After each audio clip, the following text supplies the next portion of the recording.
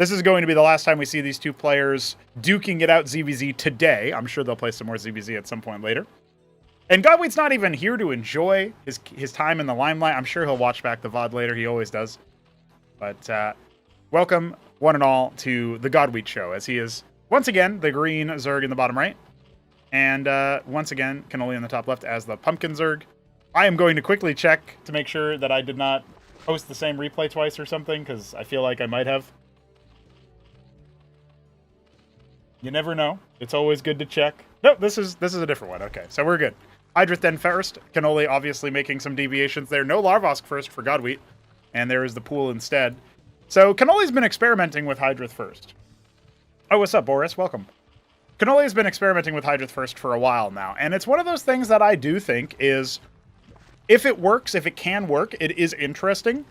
I also fear that if it can work, people will always do that and skip pool and skip Larvosk, you know what I mean? Like, as the openers. They'll just always make Hydrith. One of the things that I was so happy about when Kenoli was experimenting with Hatch first in the last Acropolis is that, generally speaking, the way that it was working out was that it's just an alternative to going Larvosk opener or pool opener into Larvosk or something like that. And so that to me felt really good. That to me felt like something that I think is definitely worthwhile to add in. And now we have Godwheat going for a very, like, greedy opener where he's made the pool, but he's now going to try to make a really fast second Larvosk. You can see he's a little bit out of sync. He could have been harvesting minerals for a little bit longer there. But that means he will have a little bit faster in extra larva. And that was the difference maker in the last game in many ways. So love to see that. Definitely going to have to, you know, watch out for some kind of rush. But he's kind of holding his larva just in case, right? He's like, okay, in case I get attacked, I'm going to hold my larva, but no attack is coming. So really, not that you can know this is a bit of a blind counter situation for build orders. Going for extra larva super fast in ZvZ means that the Hydrith build in particular is going to be a little bit weaker against you. Sure, we got Aziricores coming across the map, but you can deal with that once the threat arrives. They are not going to kill a Larvosk. Aziricores always want to go after the workers. They've got that multi-attack. They can deal, you know, bounce damage basically. But it's not going to be the same thing when you're talking about the Larvosks themselves. And Godwheat's getting ahead of it by scouting first. And now he sees, okay, now I need more combat units. Maybe I'll just order a couple of really road cores. He's making a K-Grunt. He's going to turn that into a Circuith most likely. But honestly, he'll probably hold this even without that, as long as his splits are good. Really good control on splitting those quas. And yep, I was expecting a bit more on the military side here, but Kenoli is able to run him down. Circuith going to be a little bit long. And yeah, you can see him trying to clump those up and then maybe drill onto the Aziricores just as his other combat units hatch. Now again, I was expecting him not to go for the Circuith route, but just to make more unit route. I felt like that would have probably been a little bit better. Obviously, Kenoli has a lot more on the side of... Really good drill, by the way. Oh, no, don't kill your own worker! What the hell, Godwheat? More like, not Godwheat. Anyway, the thing that I was expecting out of that is definitely more military, less Circuith. Because I feel like the Circuith doesn't really help you, especially based on placement later on in the game. But overall, I would say Godwheat isn't too unhappy about that. Obviously, he's very down in workers, but he has more larva, and that's really what matters. Now, Kenoli is scaling up his larva production and has a lot of minerals. So there's a chance that Kenoli can actually take this game in a early window when he's got like way more workers, but even larva. But you can see Godwheat's rolling up. This is exactly what I was kind of predicting, is that as long as you know, okay, I need to replace my lost workers and I have more larva to do so, those worker losses hit harder on a player that has less larva. So I don't think these quads can overpower the 4 Hydras. We do also have Aziricores coming, so there's no chance that this attack has anything, but it does scout, and it does kind of make Kenoli think, oh yeah, maybe I want to make more military instead of workers, and that gives Godwheat the edge when it comes to the worker count. And so that's sort of what we're seeing here already. It looks like he might be thinking about taking an expansion. No, he's actually going to set up some static defense. Okay, so we're kind of getting Godwheat locked into a one-base situation. Kenoli has a ridiculous amount of money, so of course he will expand. That makes sense. But Godwheat is a little bit off from being able to do that. Because you have more larva, you're spending more as well. So that's another thing that you got to factor in a little bit. His circuits are coming up pretty soon. These two are going to get pocketed off to the side. They might help out later, or just body block or something if Kenoli wants to retreat as the circuits are starting to hit him. But everything is fine here for a Godwheat hold. We're not worried about him being cracked open. There's not enough Aziricores for that. Yeah, as soon as you see the double circuits, you're like, okay, I'm done. Now, there is a Zorka Shroud coming, so we're probably going to see Lakis. Meanwhile, Kenoli going for the Ski-Backed. I guess Skith, the flying unit that did the line trace damage earlier in that first game. I would suppose it's going to be a Skither Core. We shall see. We shall find out together. Already have a little bit of what I presume are going to be anti-air Cesiants coming up here, static defense. Yep, one Spraith, one Circuith. Okay, so he's actually going to do anti-air and anti-ground. He's doing anti-drop. Let's see, Pool turning into a Vornath Pond. That is going to allow one more step towards the Kalkir Lake for those Apex strains. We saw them a little bit from Godwheat in the last game, but really I think the biggest deal is that he just had way more units, way more economy. Kenoli has a slight worker lead and is about to have much more of a worker lead, and plus, of course, has this other base running. So Godwheat is on the shoe's on the other foot. He's going to have to come back into a game where he does not have the economic advantage and straight into the Kalkir Lake. So really emphasizing that. Wants to see if he can bust out with those Lyrilisks, which are pretty fast and have really good damage. Remember, they also have that armor rend, so things like the Izira Core having 2 armor. Well, the armor penetration that Lyrilisks have is 2, so they will ignore that, even for their bounce damage. Very, very important. 4 Skither Cores coming up for Kenoli.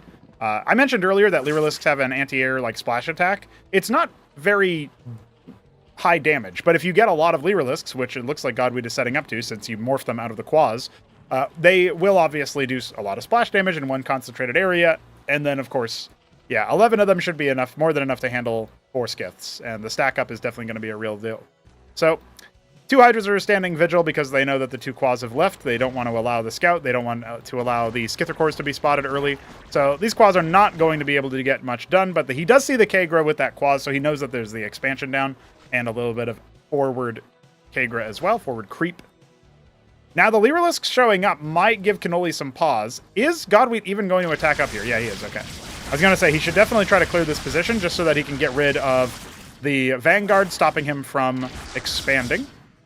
I guess you could call that a soft contain, but I wouldn't really consider those units high value for contains. He's unburrowing his Droleth that was on the ramp, and he's going to go ahead and try to set that up, but then he made a bunch of Droleths instead, so now he can't. Silly Godwheat. We do eventually want to investigate adding in the resource reserve. It's a bit more convoluted to implement than one might expect. There's a lot of edge cases that can come up with not having money that you, or like having a reserve that is money that you get back if the order changes, and like all of the different cases where the order can change and things like that. So at some point we would like to do that. But of course, right about now, that would actually instantiate an APM tax to players who are used to it not being reserved. So there's also the question of like, do we want to change a mechanic like that when people are so used to it being a certain way? I don't know if the answer is yes. A lot of circuits, and here is the primary spot. The primary sort of crown jewel of this defense, the Khazit Cesian. And you'll notice that there's a yellow overlay flashing over everything. For those uninitiated, anything empowered by the Khazit gets an extra projectile, up to 2 extra projectiles that deal half damage. And this includes melee units. We don't have any here. But like the Circuith, it'll start targeting 3 units instead of 1, and those extra units will be damaged for half damage of the primary target. So it's a very potent force. Now, at the same time, Kenoli doesn't really have his eyes on any new bases. And Godwheat clearly does, as he's trying to take that high ground in the, you could say, interior 6, or inner 6. He's definitely trying to do that. Now, we have more Larvosks, we've got some Spraiths. I don't know if he spotted Skiths or if he's just worried about them in general, but there's 16 of the things. Like, 2 Spraiths are good, but you will be able to overpower them or just ignore them with that many. So, we'll have to see what the defense ends up looking like. That looks like how AI manage their workers when they're trying to build something and they run out of money, so I was really wondering what was going on there, but it's probably just a rally point that he's pulling them away from. The extra hatch coming up at inner 6, so that will be the 3rd base for Godwheat. I am worried that the sudden ambush, you know, in the same way that like in Starcraft 2, there's the toxic strat of Terran, where you just build like a billion battle cruisers and then teleport them somewhere as soon as they're scouted. That's basically what Kenoli is doing here, and there is scouting potential, but Godwheat isn't really using it. So I am a little bit worried that we could be running into a game where it's just like, yep, the Skiths show up and you're dead. It might be one of those anticlimactic ones. Oh, interesting. I didn't even really notice this earlier, but Godweed actually canceled his Shroud and went for a Den instead, and then went for the Zerka Shroud now. So that's kind of... I don't know if clever is the right word, but it's curious. If he goes all the way up to the Apex strains available from that particular building, which will require 2 different mutations, and they will take a very long time, he could actually easily counter the Skither Cores. Well, the Avaleth moves forward and sees exactly what's up. The Lyrilisks are not in enough number to deal with both the ground army and the air army, but if he tried to focus down the cloud of skits to the south, he would have definitely thinned the herd a little bit. I love the 1 egg living forever, because there's no armor pen on any of the units that we just saw. Beautiful. A lot of Hydras being made, but right about now he needs more Lyrilisks for the anti-air. You can see his army kind of just waylaid in the middle of the map. He might be able to jump on the Bactylisks, but honestly, I would just try to run here. Yeah, he's already going to start to do exactly that. His unit's just out in the middle of nowhere. Is Kenoli just going to take advantage of the fact that there's total chaos on the map? He'll wipe all the workers over here if left unchecked. Godweed not paying attention to it, too busy trying to skirmish in the middle. And admittedly, Kenoli's army on the ground is definitely in a bit of a weird spot. But now he's got about 5 workers to the abetter. He might try to just focus down the hatch, which you rarely have enough Skither Cores to do. Again, armor pen rules and stuff, just like we saw in that first game. So there will be a punish for this. He's going to lose a lot of his skits, but was it worth it? I don't know. It's a lot of lost money, but he is also going to shut down one of the mining times. The problem is that there's a third base easily ready to transfer. And okay, yeah, sure, Godweed isn't mining from his ridge very well, and he needs a third worker on this geyser because, well, the geyser is placed in a funny way on this map. But overall, I think it's still a reasonable tactic here. You can see more Skither Cores coming on back down, trying to cancel the hatch. Now they're going to dive into the main base. There's enough... oh, look at that. They actually slow their attack speed for a moment and rend their armor. These Drillettes can just kind of escape with a burrow. There's not so many skits that they're going to be massacring the workers in the same way. Plus, remember, Godweed has lots of larvae that he's not using right now. So he'll jump on it and clear it out. But that's Kenoli showing you the line trace damage there. He targeted the hatch and just let his skits do the trick.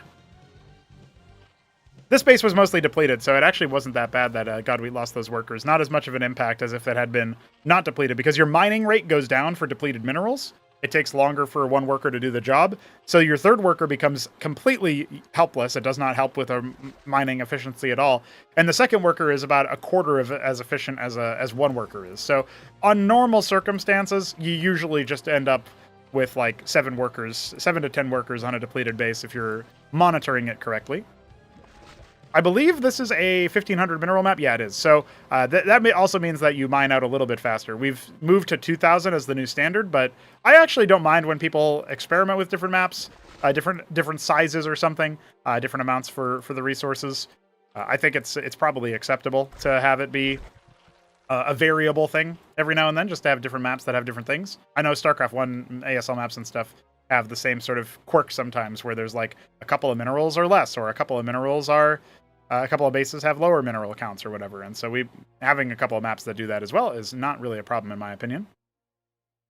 We can talk a little bit about the complexion of Kenoli's army. He has gotten to the Apex melee unit out of the Hydrith Den, evolving it all the way up to the Tethvith Swamp, which gives him access to the Tethzora Core. Every time this unit takes damage, there's a small cooldown associated with it, but generally speaking, multiple times a second, I believe, or maybe I think it's like twice a second, you can take damage from the Teth, and then it will fire a spike back at you. So that's one thing that it does, and that spike does deal line trace damage. It pierces. I'm only trying to take a couple of extra bases. Looks like he doesn't actually want to take 12 o'clock right now. Seemed like it was a good idea to do so. He's oversaturated in this base, so it's a good thing that he's taken in a third. The other thing that the Teth does is that it has a lifesteal ratio for every damage point that it deals. So it also is very tanky. It's a very powerful unit. It doesn't do a lot of damage by itself. It can deal with like small hordes of units because it deals splash damage with its melee attack, and obviously it has the line trace damage. So it can deal with like, infinity Zergling equivalents, right? The Zephyr Core. But generally speaking, the biggest use that it has is just staying alive forever. Kind of like Drain Tank style, where it's just life-stealing a lot. All right. Third base up, and fourth base coming up at inner 12. I guess we would call this 9. Even though there is a mineral-only base that's like 8-ish. 6 o'clock on the way for Godweed. That'll be his fourth base. So I guess our players are kind of keeping within step of each other. Remember that the base down here, the natural for Godweed, has been resaturated, and he's adding a lot of sprays. Yeah, we're kind of getting into that territory where both players are kind of using a lot of what they can access at Tier 1. All of the unit strains that we've seen so far are indeed just Tier 1 units. So the Apex strains coming out used to be Tier 2, the Tetzoricor, the Lyrilisks, but generally speaking, they're now all Tier 1. You can access them just by evolving. So we are going to get up to Ultra Cores pretty soon here, or at least the tech for them for Godwheat. He may also choose to just go for the Gorger Core, honestly. This ground army is going to make all of Godwheat's army move out of position, setting Kenoli up for a counterpunch directly into the natural. See if he is able to defend his ground, though. The Tetzoricors will not kill each other necessarily, but the Bactylisks are here as well. Not a lot of armor pen with this army from Kenoli on this side. And, of course, now we have Kenoli running in with the rest of his army as well, doing his best to just blindside his opponent. Now, his front line is starting to falter, partially courtesy of all of the Bactylisks that are here, despite their lack of armor pen, but also partially because the Zoryus was there, and the Zoryus definitely helped out with the armor rend. But he's once again going to end up losing his natural. You can see, you can watch the Tetzoricor get its lifesteal back occasionally. I mean, the problem is I'm clicking on full HP ones all the time, but yeah, they do indeed do that. Yeah, its health bar keeps, like, reposting a little bit from what it was. So yeah, it's soaking up a lot more damage from the Hydras. This feels like it could be pivotal damage if he gets on top of the production like this. Even as a couple of Tetzoricors attacking 6 o'clock, so that's going to be really difficult for Godwheat to deal with. It looks like he has just barely reposted it for his whole army, but again, at what cost? Lost his natural, no mining there. I think he's going to lose this hatch. And there's another round of units ready for Mr. Kenoli. So this does look like it's just an utter massacre. 3 Ultra Cores coming for Godwheat. They also have a lifesteal.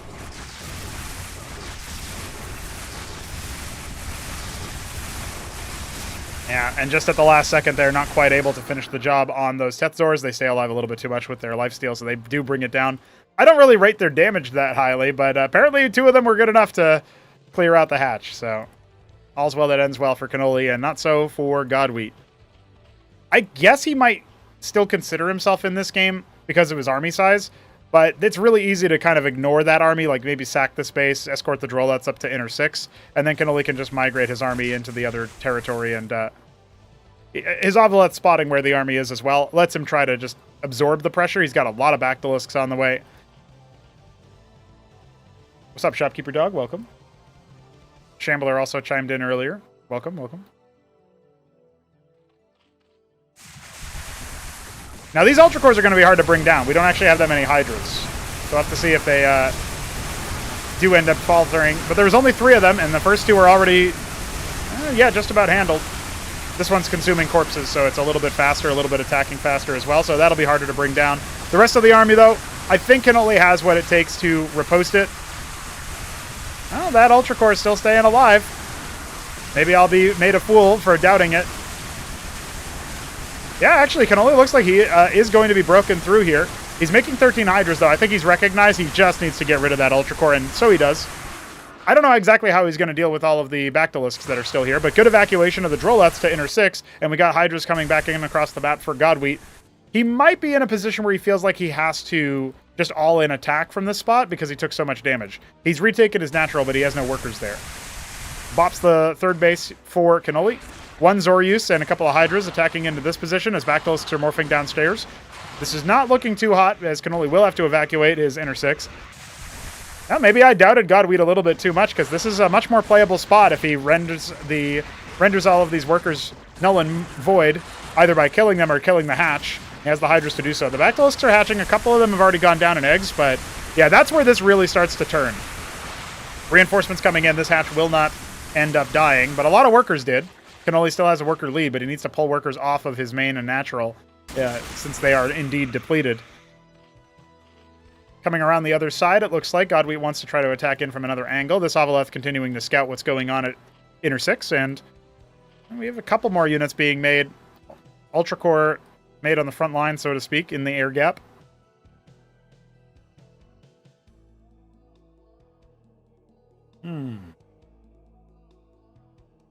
I'm a little bit surprised right about now that Kenoli is still moving on the offensive, but it can work. Sometimes, like, ZvZ can be a very aggressive matchup, right? If he shuts down this 6 o'clock before it can really do anything, if he tries to pressure inner 6 once again while it's still active, yeah, it looks like he's going to go inner 6 instead of proper 6. This will force a counterattack. Does this mean more for Kenoli than it does for Godwheat? I actually think that Godwheat goes back to a disadvantaged spot pretty soon. Iral Iris is nearly complete for Kenoli. He's teching up to tier 2 finally. But is he going to have the money to actually do anything about this? We might just be in base trade situations. We can see a lot of Kagrants being assembled here.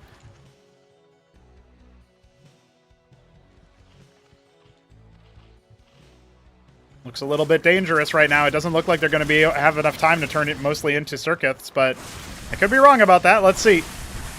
Kenoli getting right on top of them, spreading out, doing what he can. He's making his upgraded defenses, and the ground army is coming back for Godwheat. He is going to try to defend himself, but I don't know if it's going to quite be enough. Honestly, he could wipe the whole army here, but that would cost him some units. And look at this. Kenoli's going to ignore it. There's almost no mining happening for Godwheat right now, by the way. One of the wildest endgame states I've seen in a hot minute. Reinforcements coming in across the map as well for Kenoli. He might just decide to try to pinch the attack army. You know, just see what he can do. He's catching some of the Bactylisks on their way back. This is a huge catch, because Iziricores and Hydras are not normally very effective against that. The one Ultra Core has dealt so much damage and taken almost as much that it just refuses to die. All the production gone here for Godwheat, sans his just couple of hatches. He's only got like 3 of them. These Bactyls eventually clean house, but yeah, I think Kenoli is sitting pretty here. He's making his Mutat Spire. I think he's just going to make some Protathalors and call it a day. They have a lot better armor, like anti-armor performance. They have a single target attack that deals a good amount of damage. He can sit pretty behind his Scorchriths, especially that they're enhanced by the Khazitrith. Godwheat loses almost all of his workers here. Remorphing 1 Larvosk, 2 Larvosk, 3. Okay, that's it. And 7 Droleth on the way. He has almost no combat units left. He's got his Hero Ultra Core somewhere, and that's about it. Yeah, this guy right here. The man of the hour. Almost 2k damage taken. 2.5k damage dealt. Rilla Rokor's guarding. Inner 12, confirming no other base has been taken there. I mean, it does feel like Godwheat would need a lot to bust through this, and Iziricores are being made. Protathalors just got started. He might have a small timing if he can get through all of these Scorchriths, but I really don't think he can. So he's got Bactylisks with a 7 range. The range on the Scorchrith is 8. You cannot attack this with Bactylisks for free. So you can't outrange it. And the Protathalors are done. They have 10 range. Yeah, this is looking pretty dire. Some Tetzors coming up for the tankiness. Godwheat just wants to try to macro up from this situation. He'll make another Ultra Core, confirming nothing at the upper 9. I guess you could call that one. The mineral only. Love the choice of mineral field type 1 the whole way through. Is that also true over here? Yeah, it is. Okay.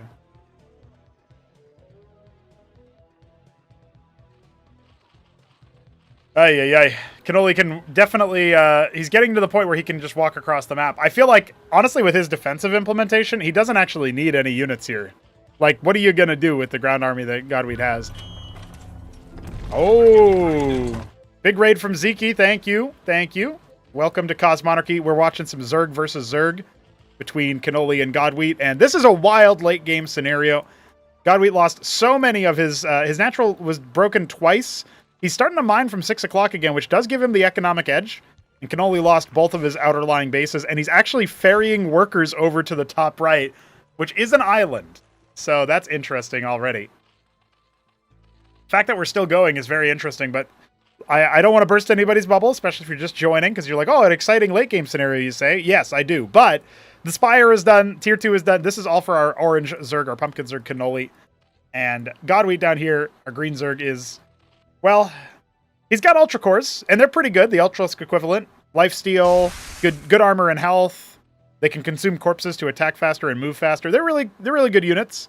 But you got like a sniper type unit here, the Protathalor. It's gonna deal with it. There's enough frontline as well with some of these Chad-looking units wandering around. Kenoli has decided to opt into the biped composition, and you know, Godwheat's over here like, well, I've got some Hydras and I've got some Ultras. I'm still Zerg, right? Well, welcome to the new peak performance. You may not like how it looks. Tathalor's already ranging down these units with a vengeance. And the Tetzors with the splash damage as well. That is going to be brutal for the worker line. Oh, for a second there was easy access to the Protathalors. They don't move as fast as some of the other units, but you can see the focus fire has to come in. Wait, hold on. Has Godwheat made enough Ultra Cores? That's the question. Because after a certain point, you need something a little bit better than what you're getting out of Kenoli's front line in order to win. Now, remember, he's back to mining over here. He did kill a couple of workers, but didn't really do much damage. All that superficial at the 6 o'clock base. The inner bases have been absolutely shattered this game so many times. Inner 12 and inner 6 both going down plenty of times. Now we've got Sicrilisks coming. They have been modified recently. Do a nice little line trace damage. Is that going to be enough to deal with this? I guess they'll clear all the brood spawn, the little broodlings that come out of the Zoryus when they take damage. That's something that you can clear with those, but... Ooh, Godwheat's made enough money to make tier 2. Man, is he going to try to go for another base? That's what I want to know.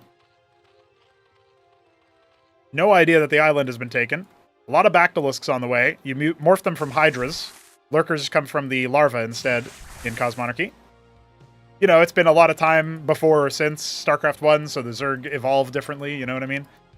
They've even got some dinos. Yeah, we'll upgrade the graphics later, don't worry. That's a process. I would actually say that Godwheat has a much better army right now. The Sicrilisks really can't do much in this position, because they can't even get close to the front line. Now, you can make a lot of them. They make 2 per egg. So you can spam them out quite a bit.